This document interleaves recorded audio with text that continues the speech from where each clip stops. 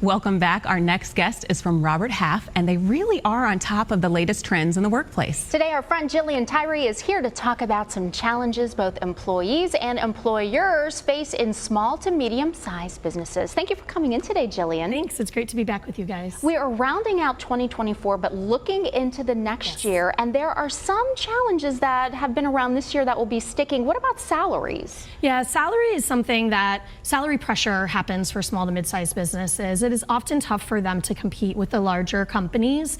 And one of the things that I always talk to my clients about is thinking about what your package has to offer that is more than that number behind the dollar sign, because there's so many more perks that small to mid-sized businesses can offer, really making sure that they're highlighting those and showcasing them when they're interviewing talent. Yeah, I think that's great.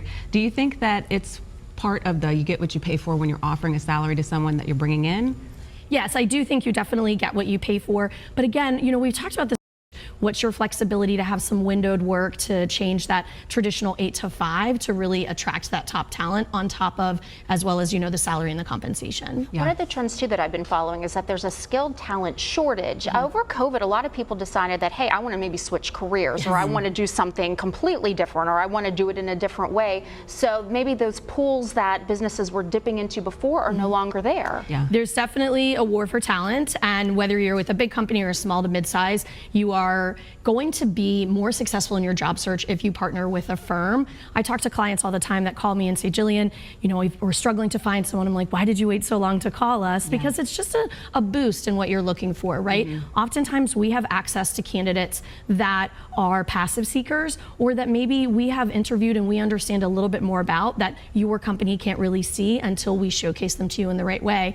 Another thing is there is a talent shortage, but the remote work aspect is so interesting. And for some small to mid-sized businesses, it's important to understand which jobs can be remote. We have a system to where you can literally click a button and see people available nationally. So there could be someone sitting in Pennsylvania that's great for your job that isn't necessarily here in Richmond, but could really make a positive impact on your business. That's amazing. What about time is of the essence? When you find good talent, you need to get on it right away, right? Yes, absolutely. Thank you for saying that. You do.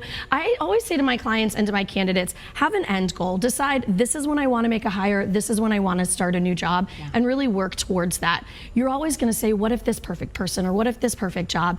If you feel good about it and it feels like a right match, go for it. I always tell my manager too, we were just talking, I said, we hire people that have the potential to be rock stars, that we can groom to rock stars. You're not always going to get a rock star coming in the door. 75% of the way there is good enough. And you know, company culture too is something that people are really looking towards today. So finding that company that really is the right fit for you, who you are, and what makes you feel good and what makes you want to be productive. That's 100% correct. I think you have to do some introspection and understand what is important to you from a value, from giving back, from a work-life balance.